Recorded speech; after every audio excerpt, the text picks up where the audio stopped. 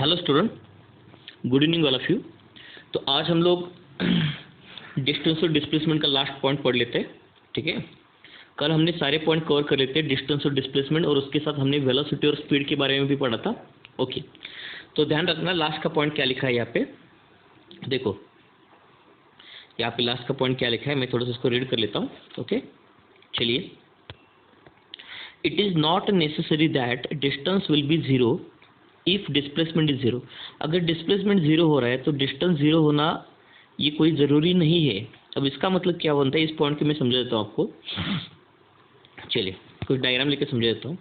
अब एक मान के चलो, यहाँ पे मेरे पास एक बॉल है ना, एक बॉल है। अब बॉल को ऊपर थ्रो करूँगा, है ना, बॉल को ऊपर थ्रो करूँगा तो बॉल ऊपर जाएगा, समझ लो 5 मीटर ऊपर गया, 5 मीटर ऊपर गया। बॉल मान के चलो यहाँ पे 5 मीटर ऐसे ऊपर गया।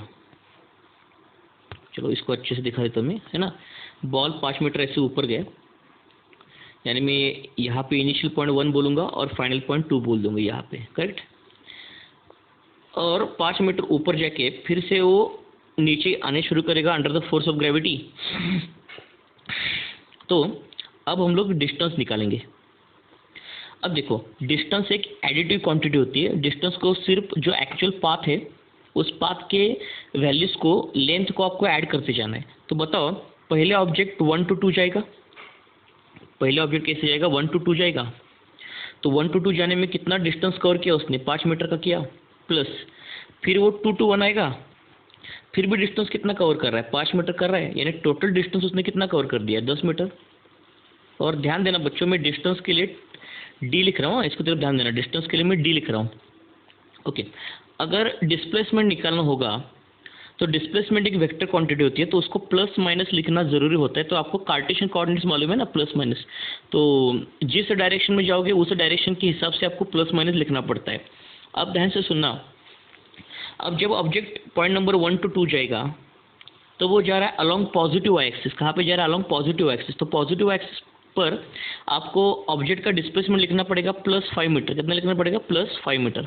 ठीक है, प्लस ऑब्जेक्ट जब 2 to 1 आएगा तो वो अलॉन्ग नेगेटिव एक्सिस आ रहा है, तो उसका डिस्प्लेसमेंट अलॉन्ग नेगेटिव एक्सिस कितना हो जाएगा, -5 मीटर हो जाएगा। तो इन दोनों को ऐड कर देंगे तो हमारा डिस्प्लेसमेंट यहाँ पे क्या हो जा रहा है, 0 हो रहा है, डिस्प्लेसमेंट 0 हो रहा है।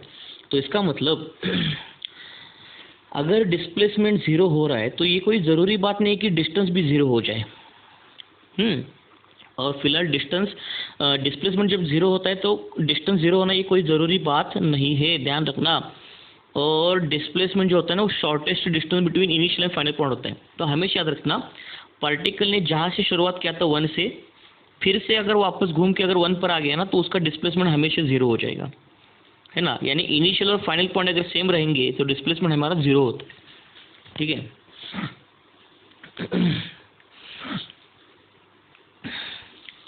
Now will move to the next part.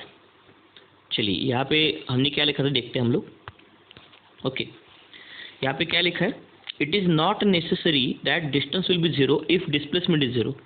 ऐसा कोई ज़रूरी नहीं कि डिस्टेंस 0 हो जाए अगर डिस्प्लेसमेंट 0 हो रहा है तो।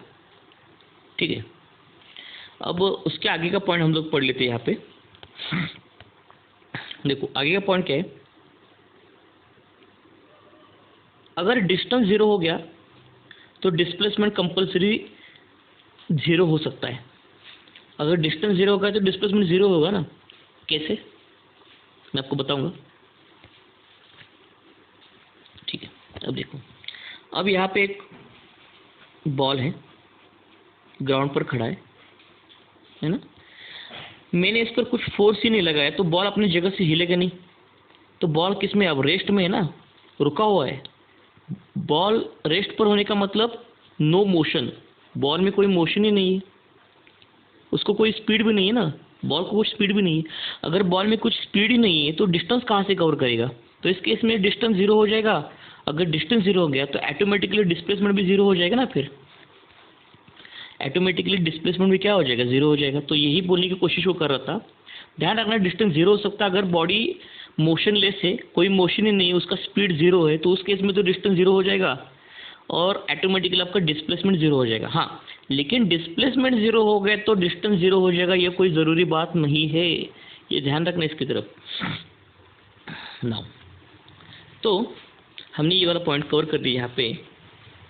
तो यहाँ पे क्या लिखा था, if it is zero if distance is zero and it can be zero even if the distance is not zero. तो यही तो पॉइंट हम लोग पढ़ रहे थे ना। ठीक है, चलिए तो सारे पॉइंट मैंने कवर कर लिए। तो ये वाला भी एग्जांपल हमने कल देखा था। तो स्पीड और डिस्टेंस की स्पीड और वेलोसिटी के बारे में डिफरेंस भी देखा था। स्पीड एक स्केलर क्वांटिटी होती है और वेलोसिटी वेक्टर क्वांटिटी होती है। तो इसको समझने के लिए मैंने इन दो कार का एग्जांपल लिया था। इन दोनों भी कार का स्पीड सेम ही है 25, लेकिन वेलोसिटी अलग अलग इसलिए आ रही है क्योंकि कार एक बार पॉजिटिव एक्स एक्सिस की डायरेक्शन में जा रही है और एक बार नेगेटिव एक्स एक्सिस की डायरेक्शन में जा रही है, इसलिए वेलोसिटी अलग अलग हो जाएगी। ओके, तो आप यहाँ पे कन्वर्सेशन ऊपर का इन लोगों का कन्वर्सेशन जो है वो आप देख सकते हो, समझ रही बात। तो चलिए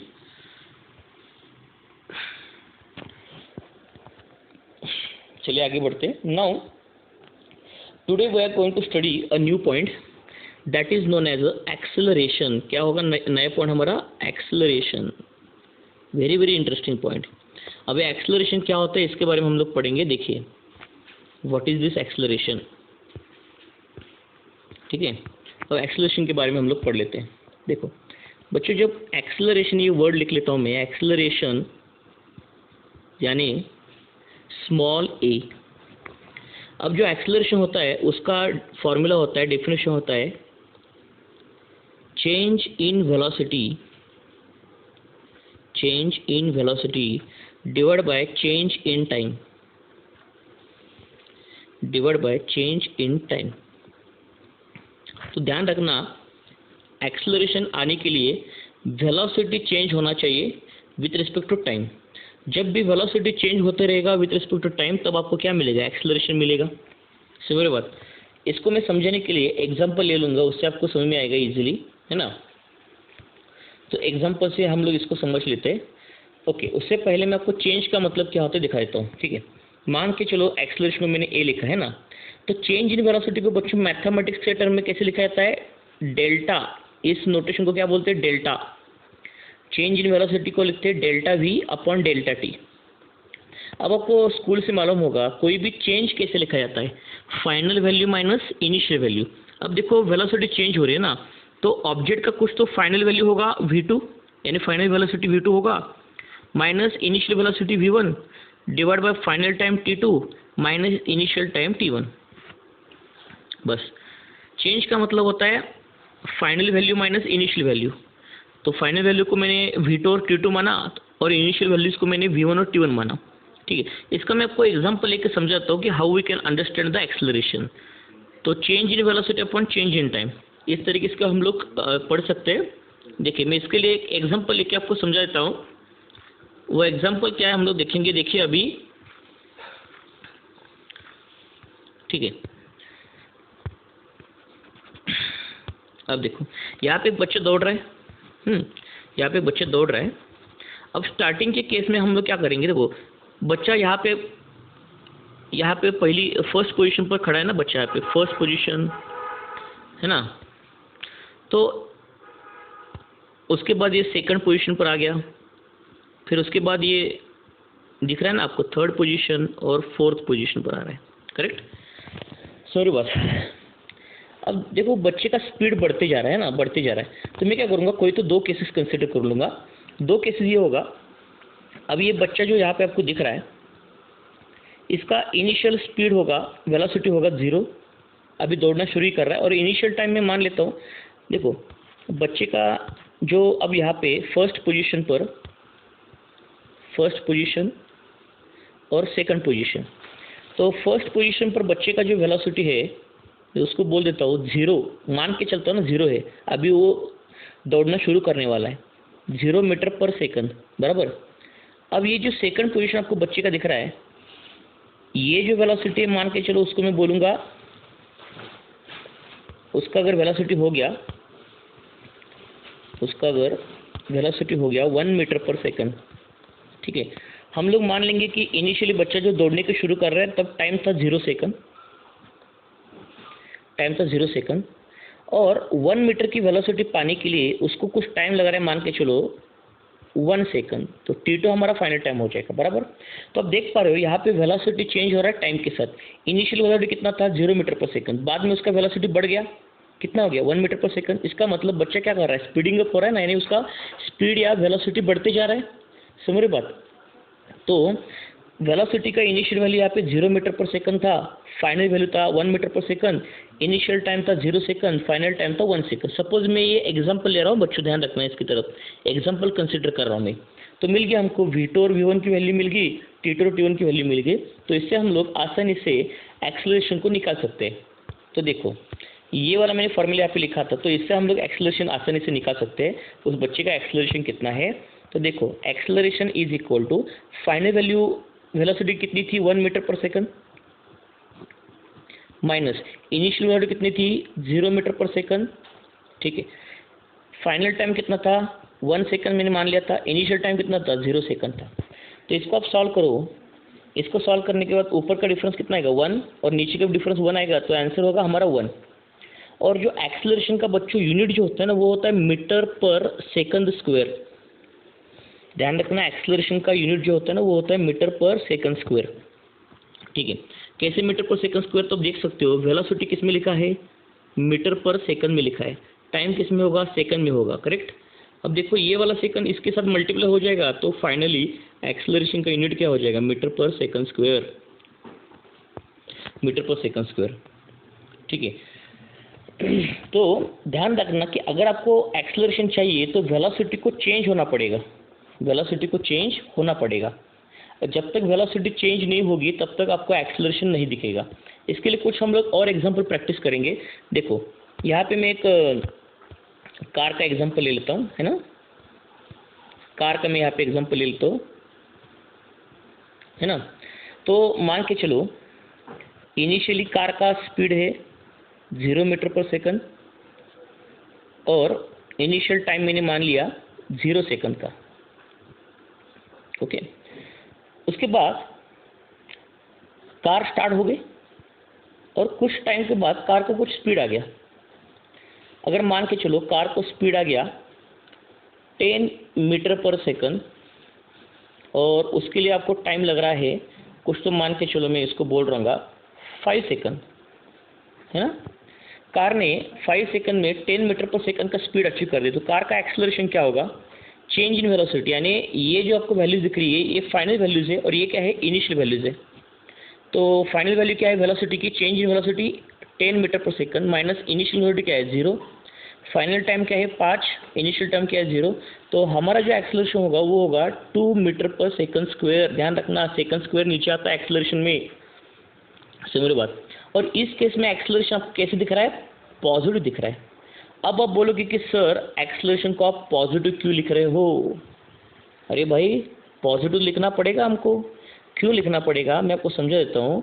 देखो बच्चों एक्सेलरेशन का फॉर्मूला क्या होता है, change in velocity upon change in time. तो मुझको होता है पहली चीज़ वेलोसिटी क्या होती है, वेक्टर क्वांटिटी होती है ना, वेलोसिटी, वेलोसिटी क्या होती है, वेक्टर क्वांटिटी होती है ना।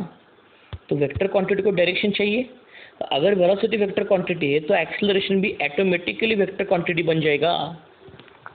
ऑटोमेटिकली एक्सेलरेशन भी क्या बन जाएगा, वेक्टर क्वांटिटी बन जाएगा, समझ रहे बात। तो acceleration is vector quantity and it has unit of metre per second square, क्योंकि वेलोसिटी वेक्टर है इसलिए, ठीक है। अब और कुछ एग्जांपल ले लेते हैं। देखो तो इसका मतलब ध्यान रखना एक्सेलरेशन अगर वेक्टर क्वांटिटी हो रहा है तो उसको भी प्लस माइनस और जीरो लिखा जा सकता है। ध्यान रखना जो भी वेक्टर क्वांटिटीज होती है उसको प्लस माइनस और जीरो लिखा जाता है, क्योंकि वेक्टर क्वांटिटीज को डायरेक्शन लगती है ना, और डायरेक्शन का मतलब क्या होता है, अगर ऑब्जेक्ट पॉजिटिव वाई और पॉजिटिव एक्स की डायरेक्शन में गया तो उसकी वैल्यू प्लस होंगी, और अगर ऑब्जेक्ट निगेटिव एक्सिस पर गया तो उसकी वैल्यू निगेटिव होंगी। तो इसलिए वेक्टर क्वांटिटीज हमेशा प्लस माइनस जीरो होती है, लेकिन स्केलर क्वांटिटी कभी प्लस माइनस लिखा नहीं जा सकता, इसकी तरफ ध्यान रखना। तो आप एक पहला वाला कंसेप्ट हमारा आज का एक्सेलरेशन का ध्यान रखना कि जब भी वेलोसिटी चेंज होगा तभी आपको एक्सेलरेशन मिलेगा, करेक्ट। हाँ, अब इस केस में जो केस नंबर 1 में आपको यहाँ पे लिखवा दे रहा हूँ, केस नंबर 1, इसमें क्या हो रहा है ना, ऑब्जेक्ट का वेलोसिटी बढ़ रहा है, कैसे बढ़ रहा है? इनिशियल था वो 0 मीटर पर सेकंड, फाइनल हो गया 10 मीटर पर सेकंड। तो जब भी वेलोसिटी बढ़ेगा तब एक्सेलरेशन हमेशा क्या होता है? पॉजिटिव वैल्यू निकल के आता है। क्या निकल के आता है? पॉजिटिव वैल्यू निकल के आता है। जब वेलोसिटी बढ़ेगा तब एक्सेलरेशन पॉजिटिव वैल्यू निकल के आता है। चलो ये भूलना मत, वीडियो को पॉज करके अच्छे से देख लेना इसको। Okay next. अब नेक्स्ट केस में मैं दूसरा एग्जांपल लेता हूँ, केस नंबर 2 में है। केस नंबर 2 में ओके। तो देखो केस नंबर 2 में क्या है, फिर से मेरे पास एक कार है, इसका इनिशियल वेलोसिटी अब कुछ तो है। अब इस कार का मान के चलो इनिशियल वेलोसिटी है 5 मीटर पर सेकंड और मैंने इनिशियल टाइम बोला 0 सेकंड। यहाँ से इसको काउंट करेंगे। अब कार ने क्या किया, इनिशियल वेलोसिटी था 5 मीटर सेकंड और इस कार का जो ड्राइवर है उसने ब्रेक लगाया। तो ब्रेक लगा के कार को रोक दिया। तो मान के चलो कार को ब्रेक लगाने के बाद यहाँ पर आके कार रुक गई। यहाँ पे आने के बाद कार रुक गई। कार रुकने का मतलब उसका फाइनल वेलोसिटी क्या हो जाएगा? 0 मीटर पर सेकंड हो जाएगा। और कार को रोकने के लिए उस ड्राइवर को टाइम लग रहा है, मान के चलो मैं बोलता हूँ टाइम उसको लग रहा है